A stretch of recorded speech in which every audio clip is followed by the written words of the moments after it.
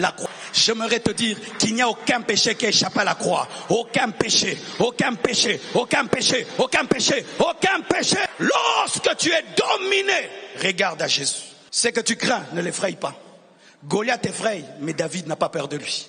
Parce qu'il a été préparé à le vaincre. C'est pourquoi la maladie dominait les hommes, mais pas Jésus-Christ. Le péché dominait les hommes, mais pas Jésus-Christ. Pourquoi? Il était né pour ça. Et ce qui est formidable, c'est que David vient à la guerre. Mais toi, Jésus habite en toi. David peut venir en retard, mais Jésus ne vient jamais en retard parce qu'il est en toi. Et chaque fois que tu es sous l'emprise du mal, invoque Christ qui est en toi. C'est ta sainteté. Jésus est ta sainteté. Jésus est ta sainteté. Et il est capable de te paralyser devant le péché. Il te paralyse devant le péché. Il te donne le dégoût du mal, l'horreur du péché. Et tu te dis, ça t'est déjà arrivé? Quelqu'un te parle en mal. Et puis, tu devais lui répondre mal. Il part et puis dit, comment j'ai raté? Jésus t'a fait rater. Parce que tu allais mal finir. Oh, donne-moi la main. Donne-moi la main.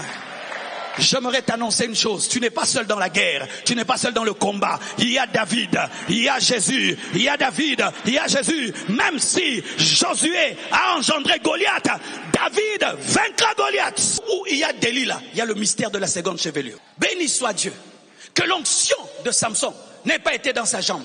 Parce que si on te coupe la jambe, elle ne peut repousser. N'ait pas été dans sa main. Parce que si on coupe ta main, la main ne peut repousser. Mais si on coupe les cheveux peuvent repousser. Dieu étant le stratège qui peut lire l'avenir, avait placé l'onction là où ça peut repousser.